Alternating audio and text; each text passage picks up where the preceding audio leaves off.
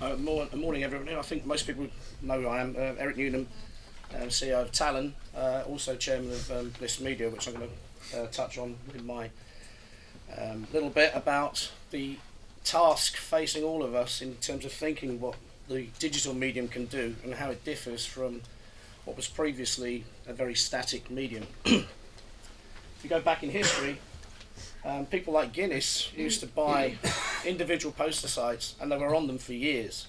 I mean, I'm talking 30, 40 years in the same location. They would change their designs, not that frequently, but that one advertiser would occupy that same piece of property. What we've got now is the ability to change a number of times on the same location. Seems pretty obvious that you can do that. If you think about the actual number of clients who are on outdoor at any one time in a static medium, it's probably maximum 30 or 40 at any one time. In this age, we could have 400 and maybe even thousands at any one time. Big task for the sellers and the buyers to actually cope with that increase in demand. So what it's given the planners is this huge choice now. It's like a boy in a sweet shop. It's not necessarily, well, it is a great thing to have, but just like the boy in the sweet shop, you know, how do you consume all of this new opportunity? How do you actually handle it and tackle it? There's a system issue as well as a thought issue. So we've moved the first stage of this sort of digital transformation. We moved from a tri-vision, for example, 3 advertisers, into one where we maybe occupy the site with 6 advertisers. That's the first sort of formation of what we did as a business when we digitised the boards. We've now gone very sexy. We've gone into day part timing where people might want to occupy the site just for the morning, or they might want to occupy it because the weather is sunny or rainy. So this is sort of a second phase of how we're thinking about the opportunities that digital can bring in terms of the thought process. And now, really this year, we've seen certainly 4 companies start to take the lead in what I would call FaceTime.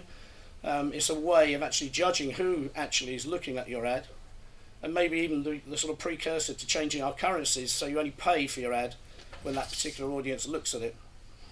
So we've got MediaCo, who've come out publicly with their sort of formation of studying the actual audience, which would be in front of the groups of sites which they're selling, and actually trying to relate that back from a value point of view.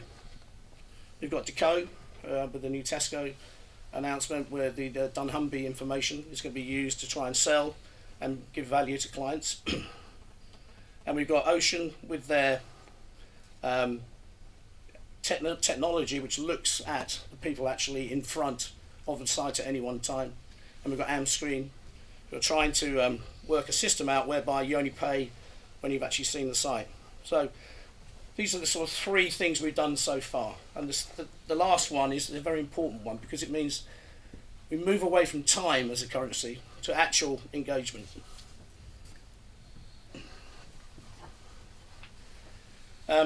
Mobile and outdoor are all about location. And what Bliss are able to do in their platform is look at where you are when you're engaged on your phone or your laptop.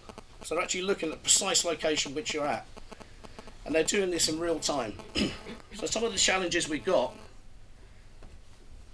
are about the capacity of the planners, the capacity of the sellers to cope with all of these pieces of information. It's been brilliant working on the Google campaign.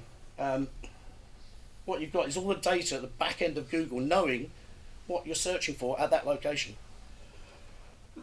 So the questions which people are asking on their phone, where's the London Eye, would go through your phone to the Google machine and back out again. And what we've been able to do is use that information and put it in real time onto the site. Now imagine if Starbucks were a business and they were buying that site. Rather than Google paying for it, they could actually be buying that off a platform straight from Deco, Clear Channel, whoever's selling the site. Rather than Google paying for it, they could be doing it. And this is about opening up the back end of our business to small businesses. And it's very complicated for us to think and cope with that. It's what the online businesses have done, it's what the mobile business has done, and it's something we're going to have to grasp and get used to. So this is a sort of whole area of my piece of the conversation is about planning in the new world. Thank you.